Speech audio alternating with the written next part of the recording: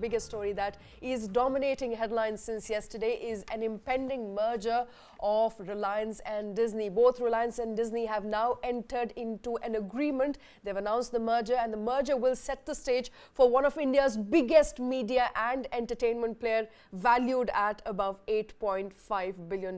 My colleague Krishnakumar here with me. Krishna, it is a much awaited news, and the final papers, it seems like, have been inked. The dotted lines have been inked by both Reliance and Disney. The merger is likely to come through in a couple of months' time from now. Right.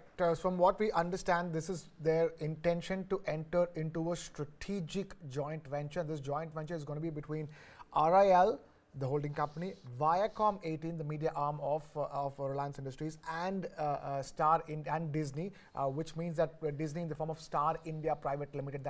That's what we understand at this stage. And into this merger, Reliance will also be infusing somewhere around $1.4 billion, or around 11,000 crore rupees as well. And then overall, the entity is valued at over 70,000 crore rupees, or $8.5 billion, as you're talking about. And that, Shweta, small correction to what you said, it won't be one of India's biggest media company. It will be India's biggest media company, and one of the world's biggest media company as well. So this is a huge deal. It's going to completely, reshape India's media and entertainment space as we know it. Because put together, you're talking about 120 television channels with these two companies coming together, and you're also talking about two streaming platforms in the form of Reliance Jio, or rather Jio Cinema. And of course, your Disney Hotstar also.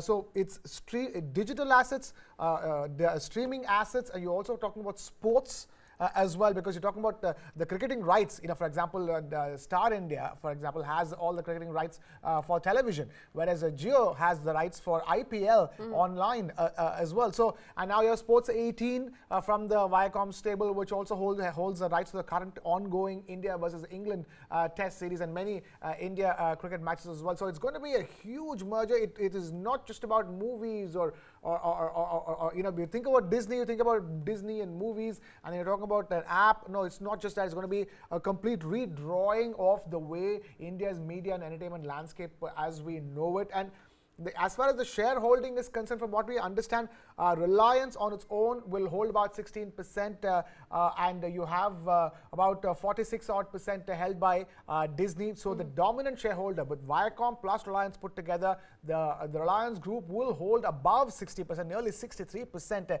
in this joint venture is what we understand. So it will be Reliance led. So Disney, in a sense, if you listen to what both these people have said, Mr. Mukesh Ambani, the chairman of Reliance Industries, and of course Bob Iger, the CEO of Disney, their words are very clear. Mukesh Ambani praising Disney as the best media group globally. So they are very happy to be entering into the joint venture. It's a very kind words coming in from when you're getting into a joint venture where you are going to be the dominant partner.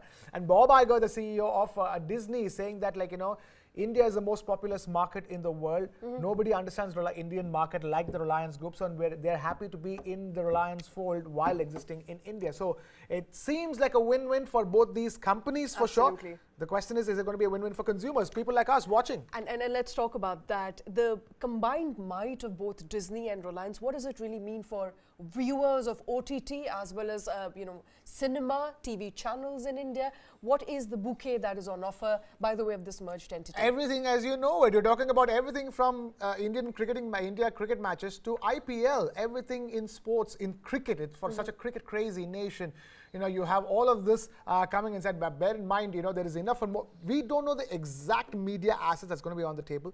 They're saying that this joint venture, the strategic joint venture, will only be completed, Shweta, only by the last quarter of calendar year 2024, or even the first quarter of year 2025. So we're looking at not until this, November, December of this year, end of this year, until we know what are the finalities of this deal, what are the complete media assets that both the Reliance, Viacom 18 and Disney will bring together on this table. Because bear in mind, this is an intention, this is a binding agreement, this is an announcement to merge, and it is subject to all kinds of customary approvals, everything from regulatory approvals to shareholder approvals as well. So we are quite a bit away from understanding what are the media assets that will be on the table in this strategic joint venture. But from the face of it all, we're talking about over 120 television channels that is going to be on the table. That will be on offer. That will Absolutely. be on offer. And you know, before apart from digital rights, of course. Absolutely. But, you know, I think it's also important to point out at a trend that is fast emerging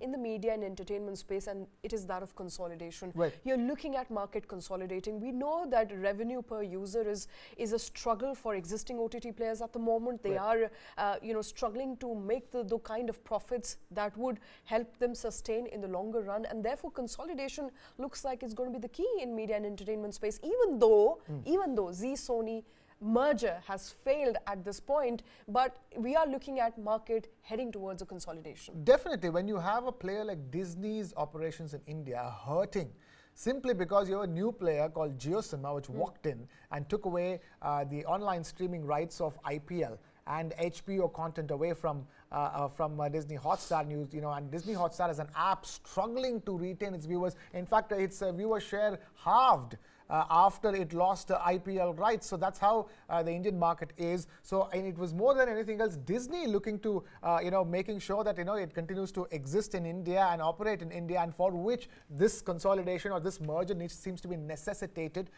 because you have a player with so much money like Reliance Industries entering into the media and entertainment space from everything from, I mean, bear in mind, Reliance is there in everything from news to movies to sports. So consolidation is the name of the game. We'll have to wait and watch how that consolidation plays out. And you know, before we close this, we also know since the market is consolidating at the moment, it is going to have impact on smaller players. What happens now thereafter to Zee, Sony and the likes of Netflix, which are also struggling at the moment when it comes to making enough revenues in the market, with one of the biggest two players merging, will be a formidable force to fight in media and entertainment space. I can only give the example of what is happening in the telecom space, Shweta. What happened when Reliance Jio entered the telecom space?